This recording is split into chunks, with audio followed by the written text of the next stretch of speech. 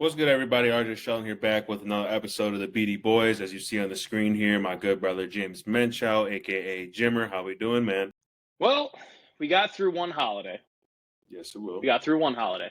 By the time this releases, it will be 2025. So it was like really good holiday. You got through it. You saw some good sports on, college football, regular football, and then Sunday hit at about 3:30, and I was like, oh, this is gonna suck. So other than that, it's New Year's Eve, man. We're about to have a good night. You and I are going to get together later tonight. Unfortunately, Bring we in the do, new man. year, but right now Packers, obviously, we had to go ahead, and I gave my beautiful people time off to enjoy their time with their families, as so should, business-wise. But we killed the Saints. Don't need to talk about that. But obviously, this big one that we lost against the Vikings here, 25-24. Talk to me about this, man. I mean, it's something that you do have to worry about if you're a Packers fan, and it's a game that is just like, yeah, geez. Talk to me about it. It's a game that put writing on the wall, which is the Packers are not. And even Xavier McKinney came out and said it too, which I love the honesty. They're just not there yet. Like, he feels, that's not what he said, but he's like, he feels it, he sees it. He sees they can be there. But he's like, look at the record. It doesn't reflect that. So the Packers were fed their lunch by Kevin O'Connell. Matt LaFleur had no answers until it was too little too late to make it look like it was a close game. Offensively, Matt LaFleur looks broken. And I mean, not like in a physical sense, like he's just like he doesn't know what to do. Mark Tauzier said this, and I think it was a really good point, and I never thought of it. Never did. So I'm glad. I mean, Mark Tauzier been in the league for how long? I think he won a Super Bowl, potentially. I'm not sure. But he been there, done that, been around a lot of football. He said, and I think this is 100% correct, he goes, Matt LaFleur just looks too tight. Looks like he's so, he's tense, he's tight. Last year, and I'm like, okay, I thought about it. Last year they had nothing to play. I mean, they had something to play for, but they were playing with house money. No one picked them to be in the spot they were in, even being remotely close to the playoffs. And they were just like, they were having a good time with it. Like, they loved being the underdog. They loved being the team that sneaks up on people. And it reflected their play. And this year, we expect back to our expectations of playoffs at least, potentially an NFC championship game. And it looks like Matt LaFleur and some of the other Packers are feeling that pressure. Like, it's not a different team. They don't have a new quarterback. They don't have a new offensive coordinator. They don't have new wide receivers. They have one new guy, and it's Josh Jacobs. And you can run the same damn shit that you were doing last year with Aaron Jones. Aaron Jones, mind you, had 6 games of over 100 yards rushing in a row during that hot stretch. Where's all those play designs? I'm just like so confused. And I think we come down to where that's coming from. I think we overhyped this receiving core a little bit. And when I mean a little bit, I think a lot. Jaden Reed is nowhere to be found. That boy, like, he looked like we found another slot receiver from Greg Jennings from Donald Driver to Greg Jennings to Randall Cobb, now Jaden Reed. Now it's like, is he that guy? And then Romeo Doubs is the only one that's kind of consistent. Christian Watson has health issues. Still, not as bad, but still. But when he is out there, he has a gravitational pull because he's a freak athlete. And then you have the 2 tight ends, which one of them can't stay on the field, and Luke Musgraves and Tucker Kraft. Tucker Kraft has proven, like, that's the only guy that's been like, you're doing what you're supposed to do. Like, what if you had goals for the season, you've either hit them or surpassed them. Like, good for you. Josh Jacobs, the only other guy that's like, if you had goals, you probably hit them. Good job. Everyone else, if you had goals, you haven't even came close. So, offensively, I think you just got to accept what they are, which is a young offense. And I know, like, I'm not making any excuse. They're young, that makes mistakes, with a head coach that feels the pressure and calls the games as such. And if they don't have a lead, all shit goes haywire. And that's been kind of the same story for the past couple of years now, where if Matt LaFleur doesn't have a lead, he panics. He tries to play catch up. So the offense is just going to have to be what it is. I honestly think, and again, this is like nothing has changed. I think Josh Jacobs broke Matt LaFleur. He like it. Where is the? I mean, is it all Matt LaFleur's fault? No, obviously not. It's the players on the field. It's like a conjoined effort. The players on the field ain't getting open. The wide receiver group ain't getting open, which is why you can't throw the ball. I think also someone probably got into Jordan Love's ear early in the season with all the interceptions saying, "Hey, dude, we got to take care of the football." Right.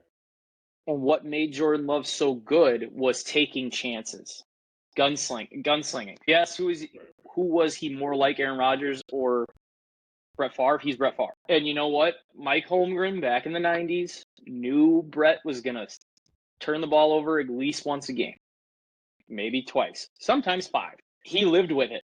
He accepted who he was, and he said, we're just going to live and die by it. And I think Matt LaFleur needs to start telling Jordan Love, I think you just need to start living and dying by it. Because why he went on that tear last year, he was taking chances. He wasn't being, I mean, again, when you're hot, you're hot. Like we've heard that saying before, where no matter what Jordan Love did last year, it went right. This year, whatever Jordan Love has done came back down to earth. Sometimes it goes horribly, horribly wrong. So we need Jordan Love to take more chances. Because this is we're coming to the playoffs, man. You can't be safe. Like you can't be safe. You're gonna need to tell Jordan, all right, you're gonna have to just let loose. So, and then guys just gotta start getting open. Like it's been a long time where a 3rd and 3 or a 3rd and 4. I'm very like I don't have very high expectations for this. I have better expectations if I knew a run was coming from 3rd and 4. Where I'm like, oh, well, we might have a chance here. Where a throw, I might be like, well, who's going to get open? The Vikings are the worst team covering guys in the slot. And you would think Jaden Reed would feast on that. Or Tucker Kraft. I mean, Tucker Kraft had a decent game. Jaden Reed had 1 catch for 6 yards. So I think this is a time where maybe the front office needs to evaluate some things, because you're always evaluating for 2-3 years down the road. Started off good. Now it's like really bad. You're going to have to pay somebody here shortly. And those evaluations are happening. So you got 1 more year left with this group. And it might change a little bit. Don't get me wrong. But right now, offensively, it looks tight. It looks too safe. And it just looks, it looks way too conservative. It doesn't look like trying to push down the field. It just looks like, okay, let's take 3 to 4 yards at a time and let's just keep going. So yeah, it doesn't look good offensively. It looks clunky, and the passing game, because you lean on the run so heavy, kind of looks out of rhythm.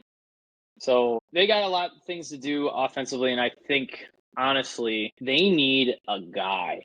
And I've said this for the past couple of episodes. They need a dude at wide receiver. They don't have a dude. They have a lot of solid wide receivers that you can build around if you got a dude. Like look at the Vikings wide receiver core.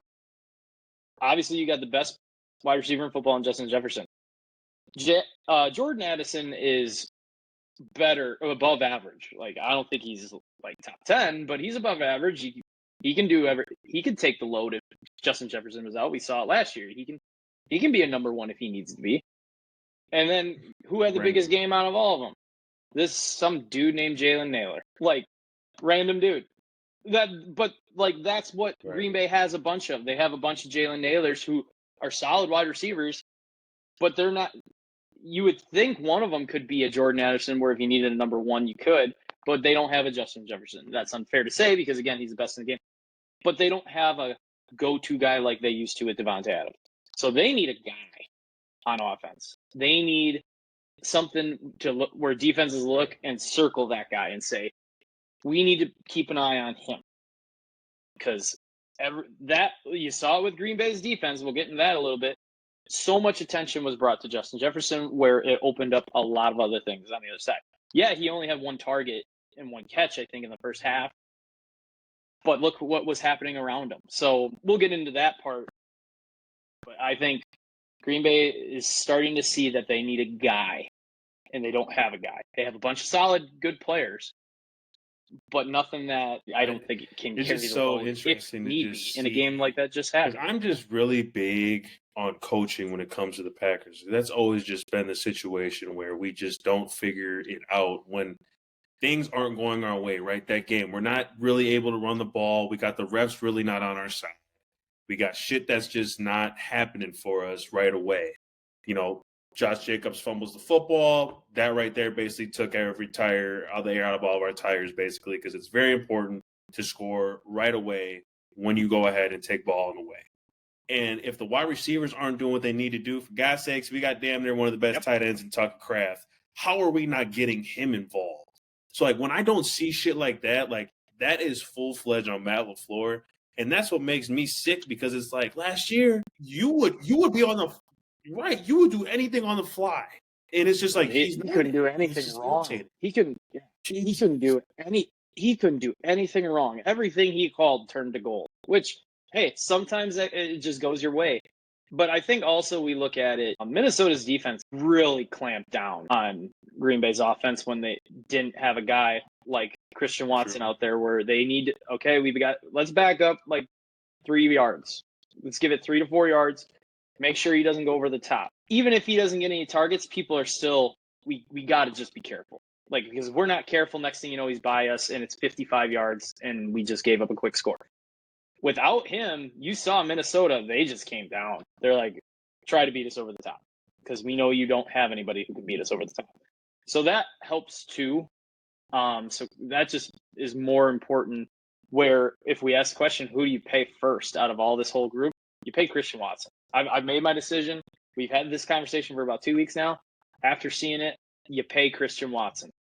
Not because even though he sometimes doesn't perform, he has a threat. He has the attributes where people aren't like overlooking. They're like, yeah, the guy ran a 4.3. You got to be careful. Don't let him behind you. Like, he's probably the freakiest athlete they have on that team. Where if he's off, it's just like, okay, well, Romeo Doubs can't beat us over the top. He's just physical. Jaden Reed, Christ, I wouldn't even worry about. That's just another guy out there right now. Dontavian Wicks, same thing. He's not going to beat you over the top. He's just got really quick feet. So keep it under, he's just going to run slants and outs and shit. Tucker Kraft, watch the seams. And that's it. So Christian Watson is like, okay, let's give him some room. Let's make sure if he drives us down the field, don't let him over the top. And then that's where the things come underneath. So I've made up my decision. We've kind of talked about it for a couple of weeks. Who do you pay? It's Christian Watson. Even though, yes, the best ability for a guy is availability, and his availability hasn't been that great. But when he's available, it shows. Where without some other guys, you can still live with it. Without Christian Watson, this offense can get clamped, like you saw against Minnesota. So I think the first person that's going to get paid is Christian Watson. On that, but you have to bring somebody else in. It's even hard to say that, but I mean, yeah, I'm with you with Christian Watson. I mean, we're going to see what these guys are going to be about when they go ahead and go to Philly week for the playoffs. So they're going to Philly. Not quite. I mean, it's not there, but I don't see it happening where they go anywhere else. But it's a possibility. We have it. True. We have a punter's chance. That's why they're going to give it the old college try. The Cowboys, and when it comes to the Cowboys and Commanders, the Cowboys fight for Mike McCarthy. I mean, they compete. They just beat Tampa, and Tampa's one of the hottest teams in the league. They just beat Tampa. It's possible, but I don't see it. I don't see it happening. Commanders are like the Green Bay Packers last year. People should be afraid of the Commanders because they don't know. They have the fear of unknown like Green Bay did. Yeah, no, they definitely need to get together. But yeah, I'm with you with the Watson. It's all on Matt LaFleur. But moving on over to the defense, I was pleased. I'm not going to sit here and bash anybody because they played very well, and then me and you watched the game. They were close to getting sacks, close to getting interceptions, close to making plays. Guys not knowing what they need to do when certain things are called. But talk to me a little bit about this for you. in regards to the defense. Mm-hmm. I was too. I mean, it was literally just a half step behind Minnesota on the pass rush front. Right. Like, it looked like eyes got wide. Oh my God, he got rid of it. It was like that all game, but it still remains. They don't have like, just like how Green Bay's offense is, the defense has a pretty big problem that you need. They don't have a pass rush. They don't have a pass rush at all. I see people online bashing Hafley. I mean, and when I mean people, I mean like really dumb people. The intellectual people are not bashing Hafley. Jeff Hafley threw everything he could think of at Minnesota because he couldn't get a pass rush. So he had to think of any kind of garbage he could think. Well, let's try this. Okay, that got beat. Okay, let's try this. Why? Because he's basically playing without his dominant hand. He's playing with his right hand tied behind the back because he can't get pressure on the quarterback. He tried to bring different pressures and Minnesota's offensive line isn't like super stellar. They're an average line, and nobody can get a pass rush. So they got one sack, and it was at the end of the first half. So that's the other thing where Green Bay needs a dude at wide receiver. They need a dude defensive end to rush the passer. You and I have chatted. I know there's teams looking to sell who don't need a Premier League pass rusher that need to get a contract off the books. We're not going to talk about it because usually every time we talk about it, it never happens. But there are guys out there in free agency. If a guy comes up in the draft where it's like, oh, this dude's a speed rusher, I don't even care if he's not even good against a run. Fine, rush the passer. Because Lucas Van Ness, Rashawn Gary, Kingsley Enagbare, JJ Enagbare, and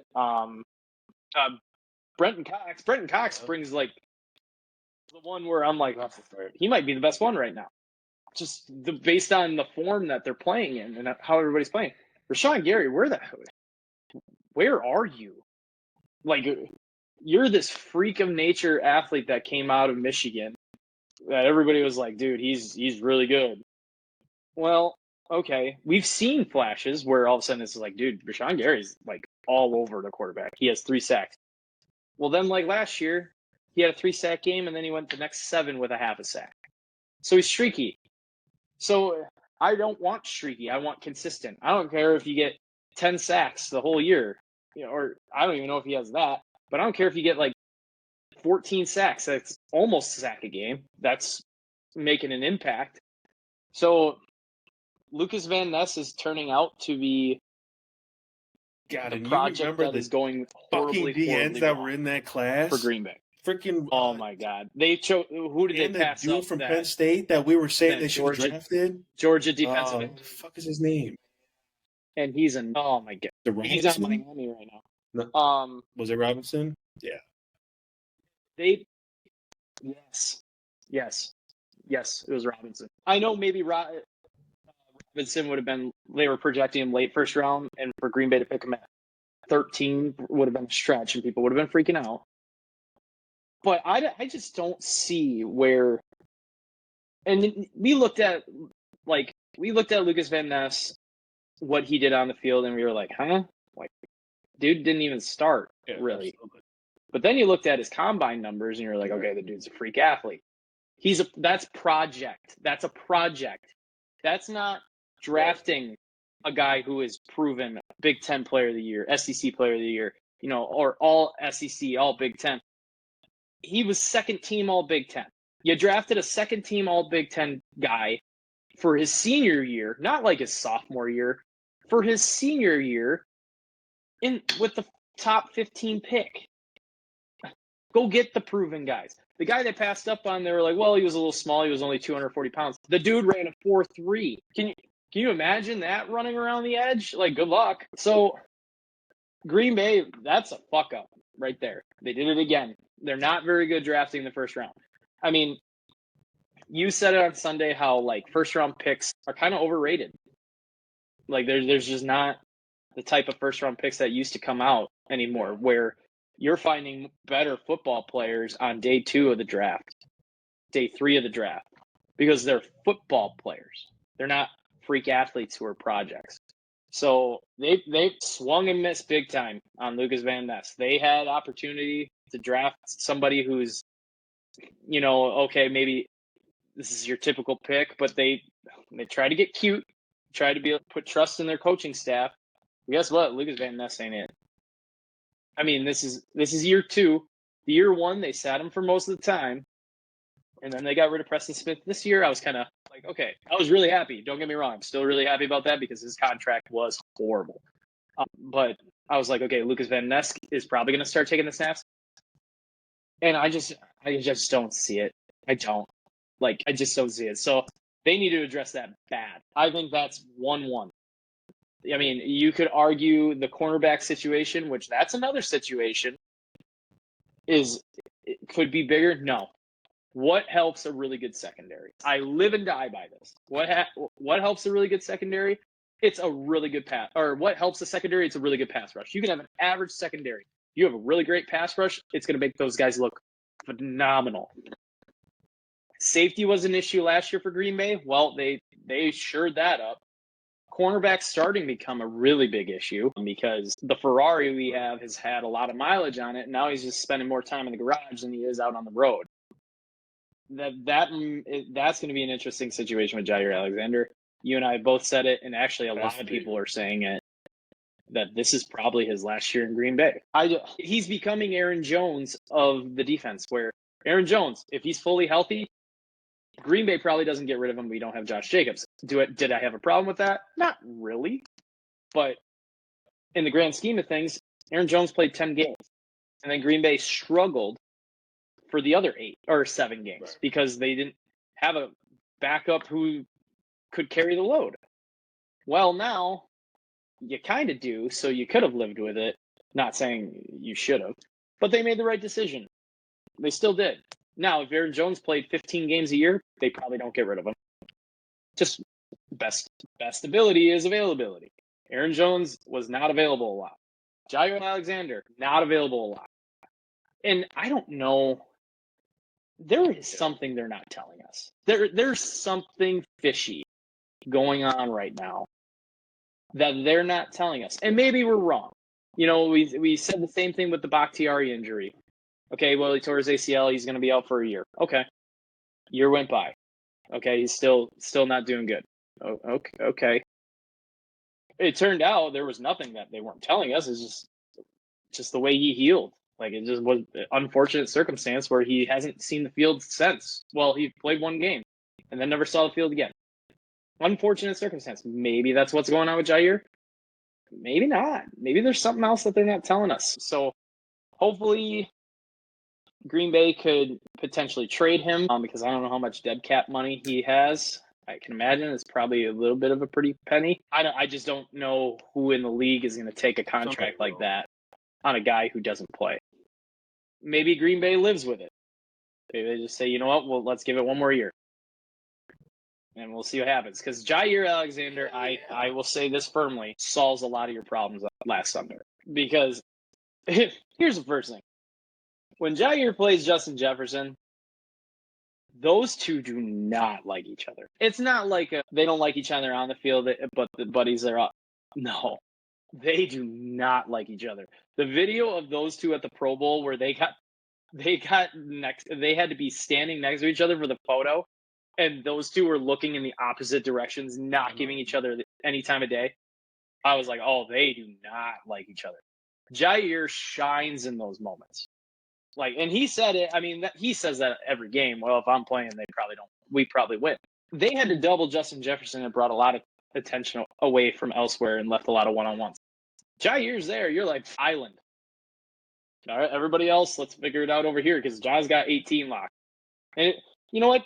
If Justin Jefferson wins a couple times, he's the best he's the best wide receiver in the league. It's going to happen. But Jair's going to frustrate him and, do what he does best. And Justin Jefferson might start throwing tantrums again. I mean, we've seen it happen before. So Jair Alexander is a big part of that defense. But you had some bright spots, a lot of bright spots, I actually think. Carrington Valentine's starting to play like the guy that played last year. The rush game, how many rush yards did they give up? Let me check here. They gave up only 69 yards of rushing. I mean, yes, Minnesota's a pass-first team, but they only gave up 60 yards of rushing. And the brightest spot of all, and you and I kept saying, like, watching every single play where we were just blown away. Edgerrin Cooper is him. And I mean, I don't remember a time in Green Bay where offense is probably set up in film.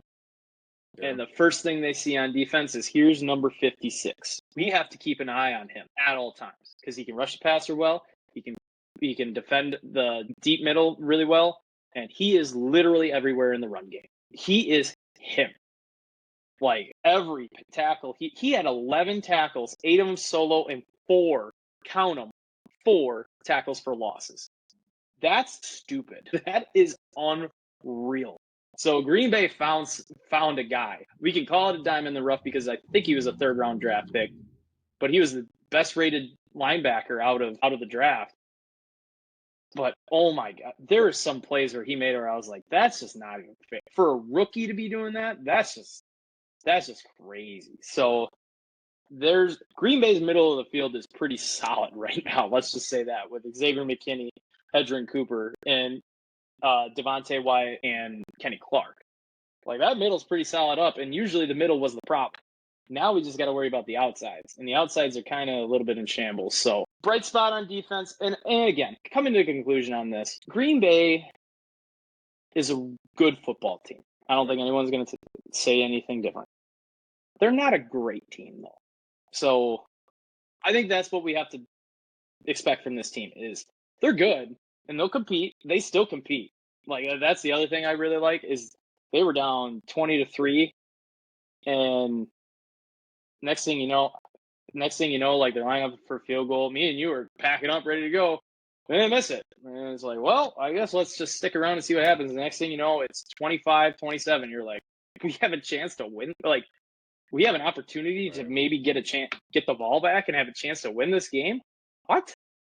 So that's the kind of urgency this offense needs though. Like, play everything like you're 14 points behind. Play with your hair on fire. You know, I think Matt LaFleur, like, if I was Matt LaFleur, I'd be like, wow, we ran that hurry-up offense really well. Maybe we need to do that more. First drive. I remember Patriots used to do that shit all the time. You'd be like, all right, here comes a nice methodical, hand the ball off, play action, understand. Oh, my God, they're going quick. What the hell is going on here? Like, so I think Matt LaFleur needs to put that in his repertoire. Like, first drive, guess what, boys? No huddle. We're going to go fast, and y'all better be ready. So there's some things that are looking really good for a Green Bay defense. Offensively, it looks like they're panicking. So we'll see how this pans out in the playoffs, but it wasn't good overall on Sunday, and that team got outclassed on Sunday. Minnesota had their game plan. They just executed it. Both sides of the ball. Green Bay was panicking. And so hopefully you take a breath here. The good news is that the Commanders and the Cowboys play at the same time. And if the Commanders just start dog walking Dallas, somebody's going to radio down to LaFleur. Hey Matt, it's like 24-0 in the first half of this Washington game. Just letting you know. Okay, thanks. Yeah, everyone, get out. Backups, get in there and show me something. Because if they're not playing for anything, get them all off the field. Second half, and let the Bears win. Point. We already know where we're get them all off the field. Yep. But if they're winning, like if all of a sudden if Dallas is winning, true, you have to make sure you do something to win on Sunday. Like, don't take the Bears lightly. Maybe the Bears are already ready for Cancun. Who knows? Maybe they're just like, you know what? Let's just go up to Green Bay. Let's either, we're going to play our game. If we get our ass kicked, whatever. But, man, I got a vacation lined up in 2 weeks. I can't really wait for that. Get the locker cleaned out on Monday. And then we're going to take some time for the body. And then I'm going to be in Jamaica. I can't wait. So, who knows? Bears are shambles. Bears are shit. We'll see if they play people. I think they will. They have to. They got to see what they have. So, if somebody's going to be in LaFleur's ear the whole time about the score, and if it starts getting out of hand for Dallas, where they're not going to come back, LaFleur just pulls starters. I don't even want anybody out there. Okay. So Sunday is kind of meaningless unless Washington starts to lose. So I don't see them I doing just it. hope that at least But it see can. the I don't see that offense in the happening, first so. half. If whoever long the starters are, we're out there about business. Score every drive. It's the freaking Bears, for God's sakes. That's really all I want to see. I don't even really give a shit about the defense. Defense is going to go ahead and pan themselves out. I would love to just see the offense do what they need to do at home to give us some type of hope. We go ahead and go wherever we go to in the playoffs, that we're going to come out firing and that we're not going to be scared to take chances and guys are going to make plays. And that's on both ends. So that's kind of my look for that. But they face the Bears, 12 game, noon. We don't really need to talk about it because it's the Bears. So Bucks, just to run through some things here, we don't need to talk about it because it's just too early in the season. We already go over this already. 16-14. They're 6th right now in the Eastern Conference. They went ahead and faced, as I get the schedule up here for kind of the December time of when we didn't talk about it. The 23rd, they beat the Bulls. The 26th, they lost the Nets. And then they lost to the Bulls. So 1-2, not really good. They faced the Pacers today. Thursday, they faced the Nets. And then Saturday, they faced the Trailblazers. You got anything you want to say on that, or you're just pretty stagnant with what's going on? Like what you're seeing, not like what you're seeing? I haven't.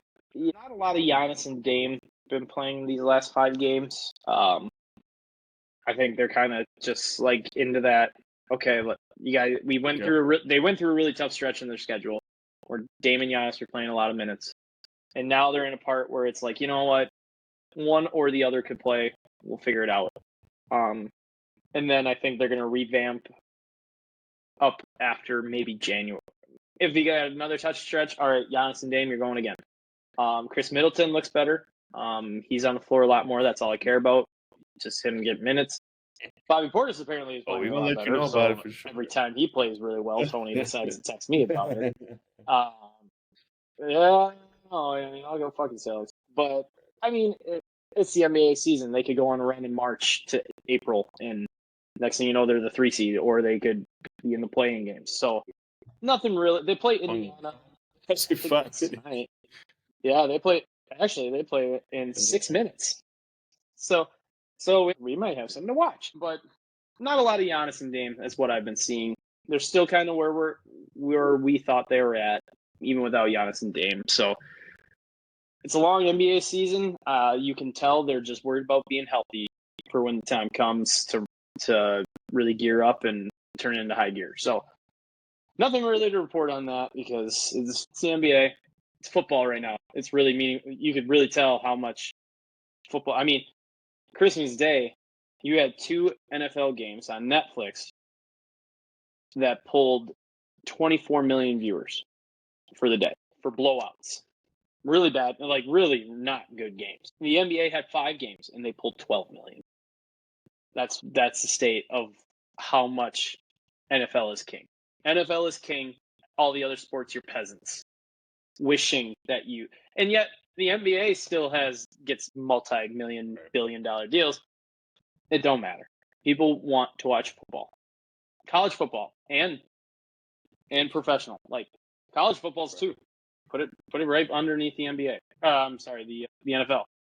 People would rather watch college football than actual football or than NBA. And the way that college football is right now, like you and I both know, it's exciting with the new playoff format, but with all the NIL money and the transfers, how guys are going to go to 4 different teams in 4 years, and people get upset and it kind of tarnishes the product. It's still something people want to watch more than the NBA. So that's all. I kind of went off on a tangent about that, but no, we did. We'll definitely get into that later with obviously the Jim Bob Cooter Picks, but let's continue to talk about our Wisconsin sports. Brewers here, as I'm looking, we signed to re-sign a ex-Brewer possibly, and Wade Miley. Am I saying it wrong? It says ex-Brewer, $8.5 million. No, you're there, bro. Not. It says ex-Brewer, $8.5 million. Yeah, 8.5. No. Starting. No. Oh my God. Time out on the pod. That's what it says. That was a day ago. Go to By commercial. Sports Go to Illustrated. commercial. Go to Or commercial. Opportunity. Okay, I'm seeing multiple, but Go to commercial. he might be back. Oh my god. Oh my god. You scared me. Fact Wade check. Miley's 38.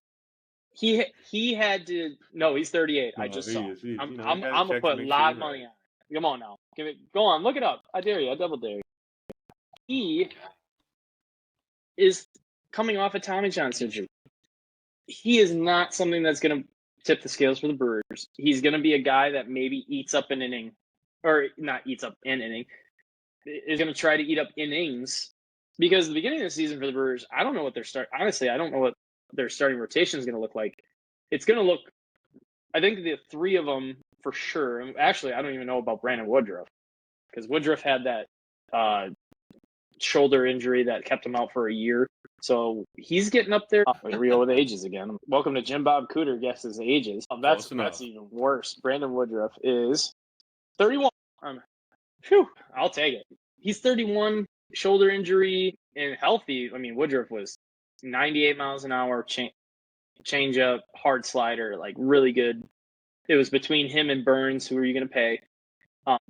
If he responds well to that surgery, your three starters are going to be Nestor Cortez, who you just got in the Devin Williams deal, Freddie Peralta, which I just have to endure another freaking season of Freddie Peralta, and Brandon Woodruff. That's an okay starting three, in my opinion. Like that's a solid starting three. They all have the potential to have big years, but they also have the potential to not have good years. So, but then it leaves two, or the other 4, 5, and potentially 6. You see a lot of baseball teams going to 6 starters to kind of just keep some pressure off the arms throughout the 162-day season. Brewers had a lot of injuries with pitching last year. So I don't know how many guys are going to be en route to come back right away for the beginning of the season. I don't know what the minor league kind of a little bit, because all the injuries to the pitchers happened last year and they just needed arms. So you know what, I should have tried out. We probably could have gotten the game, man. I just thinking about throwing a baseball right now. It hurts. Yeah. So it'll be interesting, but this team's going to be young again. You get your MVP coming back, Christian Yelich. He looked like he was going back to not quite the MVP, where he was just, my God, that was some of the best offensive display I think I've seen since, I say this from a Brewer anyway, from Ryan Braun. Like that was some of the biggest anomaly where I was like, oh my God, he's done it again. Like, dude is so important to the team, Yelich, offensively, because he can hit, he can run, hit for power, hopefully again. So hopefully that back is better, because we saw with Braun, without the roids, man, Braun probably wouldn't have had such a longevity as he did. Hopefully Christian's not on the roids, and if he is, hopefully he doesn't get caught. But hopefully that back comes and heals up, because he'll probably play DH, and some outfield. I mean, don't get me wrong, he was a Gold Glove outfielder, but your outfield is stacked with all that young talent, with Garrett Mitchell, Jackson Cheerio, Sal Frelick, and then you add Christian Yelich into the fray. I think I'm even missing a guy. I'm missing their switch hitter. But you have so much outfield talent, which is good for Christian Yelich, because that way you can DH him. He doesn't have to put so much strain on the body, because that's something else you have to worry about, availability. Christian Yelich hasn't really had that. The infield's going to be the thing, but that's where we look through spring training. Right now we can talk about it on paper, but it is December 3rd. I don't know if the Brewers have anything up their sleeve where they're going to make a deal for somebody. I don't think they are. They might make a deal for an arm, like a starting pitcher. There's a lot of good starting pitching on the market right now. If they do make it, it's going to be a contract of like 1 year to $15 million. If they have that, I would hope I don't even know. With the Brewers, man, you never know how much money they have. They could have $2, but they could be sitting on $50 million. We don't know, but I exaggerate that, because they don't have $50 million. They make it work sometimes, where if an opportunity arises to sign a guy for a short term, they'll do it. A guy who's looking for a long-term deal, who didn't get his long-term deal, well, he has to go somewhere.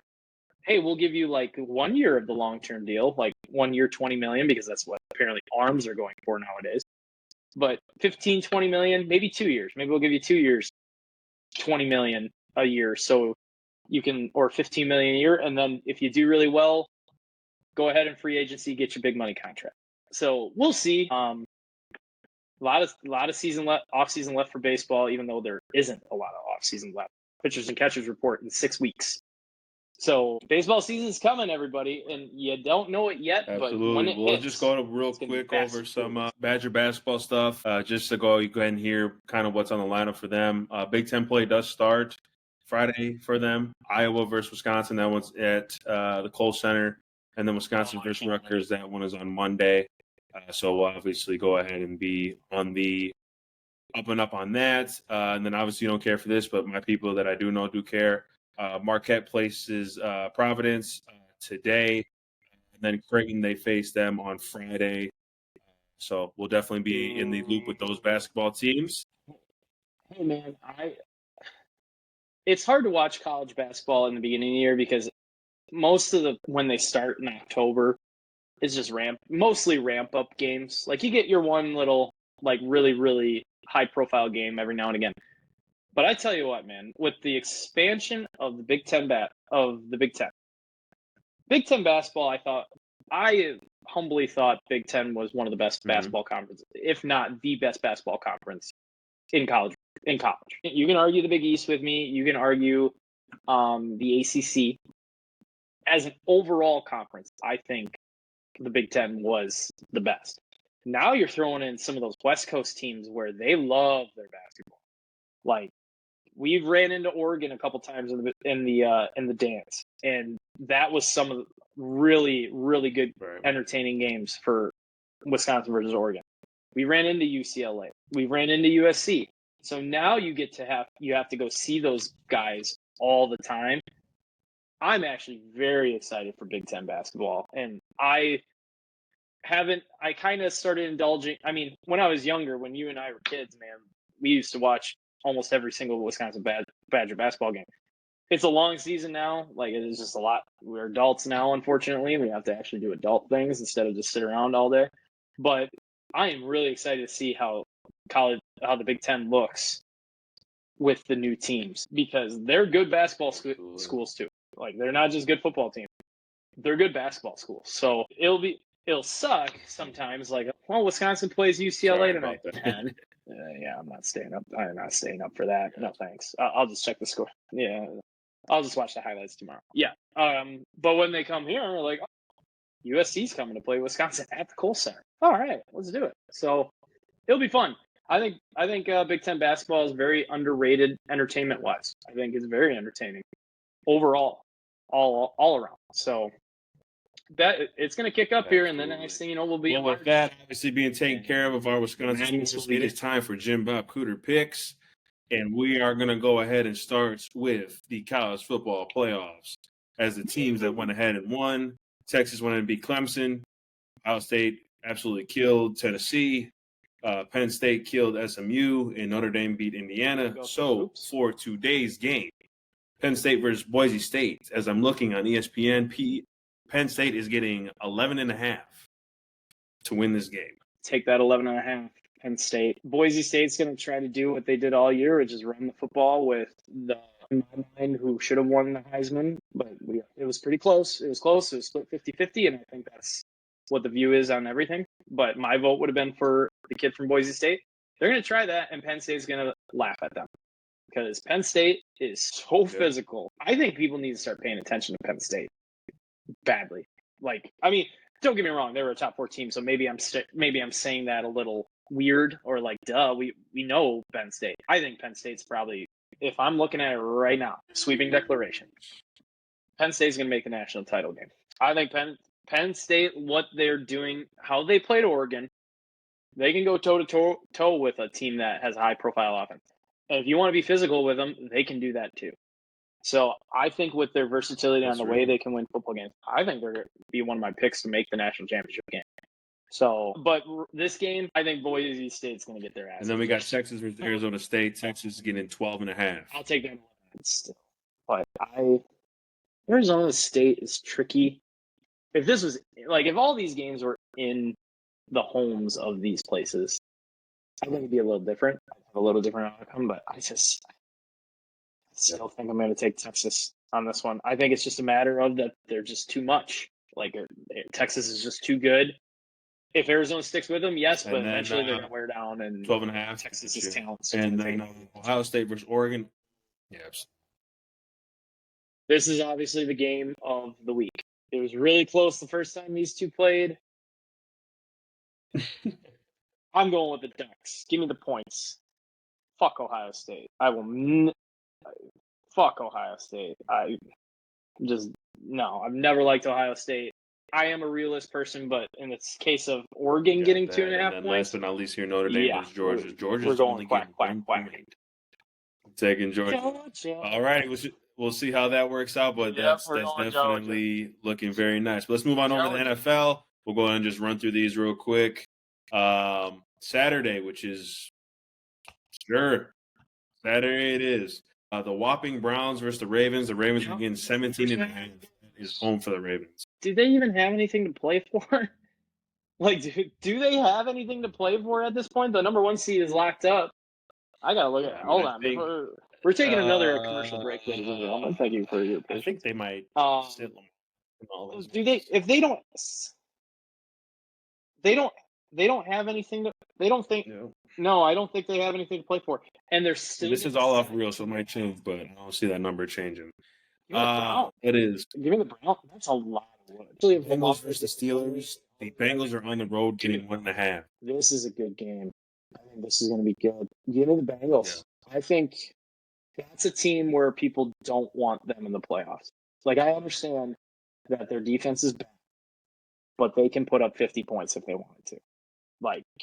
And Steelers aren't looking as good. Panthers versus Falcons. The Falcons are getting 8 on the head at home. I really like what Michael Penix Jr. looks like. We watched a little bit of that game together after drinking our feelings away. The Packers lost. I'm going to go with Falcons because, don't get me wrong, Carolina has been playing a lot better and Bryce Young has been playing a lot better, but I think the Falcons, first of all, need to win.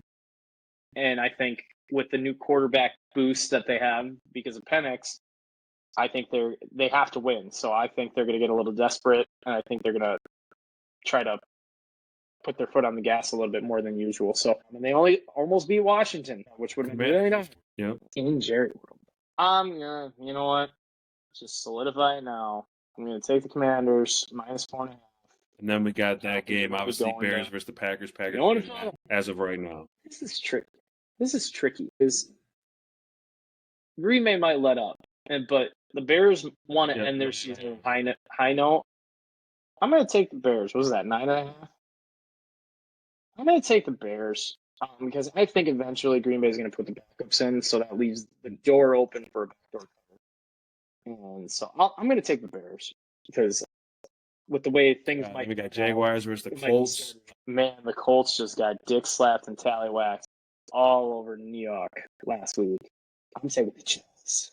I think that team's so defeated and deflated. Joe Flacco, another guy who I'm amazed is still living, is playing. I'm going to take the Jags +5. I know the Jags probably haven't looked as good. And then we got Bills versus Patriots. The Bills are getting 3 on the head on the road. Trubisky's going to be playing that for sure. That's another game. And there's a lot of evaluating in New England now because they are the 1-1. I know they probably want to go out and win this game, but they have the opportunity to get Travis Hunter, which would help immensely. Both sides of the ball potentially. So 3 on the head. I think the Patriots are going to tank this game severely, as they should. But they'll act like the first half. They'll act like they're trying, but then it's like, hey, you want Travis Hunter in here, so let's not win. So okay. And then we got the Giants, the Eagles. Eagles are getting 3 on the head. I'm going to take the Bulls. No, Eagles still got something to play for. They have to win at least. Yeah, 2's locked. No, they don't have anything to play for. I think they got the 2. They got the 2 locked up. Mm-hmm.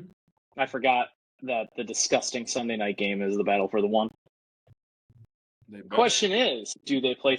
do they play Saquon Barkley to get Written on the wall. Dickerson against his former team? I think they're going to try. I'm going to go the 3 points only. I'll still take the Eagles. I think they're going to try to get Saquon his record in the first half. Yep, 3 points. And that's 3? Is that 3 points? Okay. I'll take the Eagles. Giants are still fighting. Like, you know, I like the fight in that team. They could have folded up too and been, we're going to get 1-1. Now they're going to get 2. So they probably just missed out on. They'll still get their guy, I think. I think that's why they're still playing. Because if they're, oh no, they dropped to 4. They may have missed out on Cam Ward. So maybe they lose this game and try to make sure they get up to at least 2 or 3. So, because, you know, with pick 1 that the Patriots are not going to be taking a quarterback because they already got their quarterback. They're like top 10. Hold on. I'm looking up draft order 2025 right now just to kind of. Right now it's Patriots, Titans, which Titans might want Cam Ward. Cleveland Browns, they might want Cam Ward. Give me the Eagles.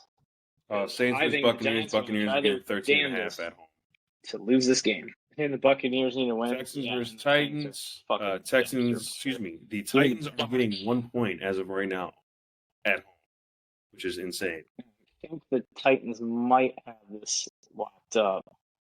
Yeah, I think they got the AFC South locked up here. Yeah, Texans. I don't think anybody else is in that conference is even close to them. Sorry, everybody. This is taking a little longer than usual because I don't want to be like the Cardinals are getting 4 points at home.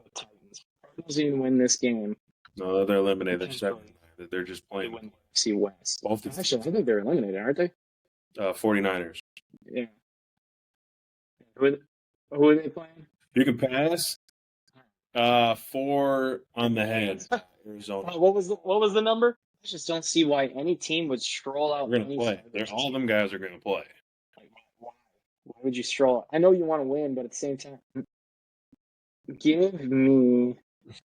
You don't want anything to drop. Is Call of Duty dropping anything this weekend? If I better look that up, and I'm not going to.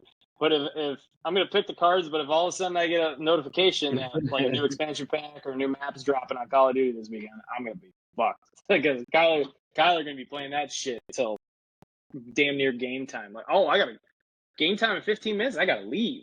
So, yeah, I'll take the cards still. I think the 49ers are just so beat up. They just want to go home. And Cardinals are still figuring things out. Chiefs versus the Broncos. None of these starters are going to play. They got Denver at home by 10. No, Broncos are getting 10. The Chiefs are getting 10? I was going to say. Both teams have nothing to play for because they're both locked, I'm pretty sure. Well, Broncos have got to win because the Seahawks practice some voodoo. If they go 10-7, oh, no, never mind. It doesn't matter. Yeah, no, it's a lot. That's it. See. Yeah, they're in the I think they're in the playoff picture because the Steelers are 10-6. So if anyone else is even near that, hold on, I'm looking at it. Oh my god, playoff picture. There we go. Some of these websites, man, just need to be like, hey, they got shit to play for. Yeah, they got to win. Oh, they're 7. They got shit to play for. They have to win this game. The fact that they're getting 10. Broncos country. Let's ride. No, I think Mahomes. If Mahomes plays a snap this game, I'd be shit because they have the first round bye already, and that's like Chiefs are one of those teams where you can give them a week or 2 off, and they'll still be really sharp.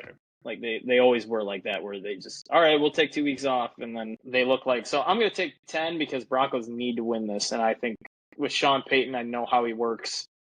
Is if he gets the lead, the Seahawks are getting 5. Seahawks are getting 5 on the road. I'm going to take the Rams versus Raiders. I think that's going to be a close game. Give me 5. And then Dolphins versus Jets. The Dolphins are getting 1.5 heading to New York. And then the game of and they have to win. So give me the Pins. Vikings versus Lions. The Lions are getting 3 on the head. Gross. That basically means that Vegas thinks it's going to be an even game. Oh, this is so tough. I'm really about to hate what I'm about to say here, dude. I'm gonna have to black out later tonight to forget I said it. Give me the Vikings +3. I think the Vikings are gonna win this stupid game. Week 1, and that means right away. No, it wouldn't. In the old playoffs, it would. That means we are potentially looking at a rematch in 2 weeks between the Vikings and Lions. I think the Lions are just too beat up. This Dan Campbell with his beat up defense is going to do something stupid again. He knows his defense can't really stop anybody, so I think he's going to have to take a lot of chances, go for a lot of fourth downs. So I think he's going to do that, and I think the Vikings defense is going to stop him. We're going to win, and we're going to have to listen to that stupid skull chant for one game because they're going to get knocked out the playoffs in week 1. I can't wait.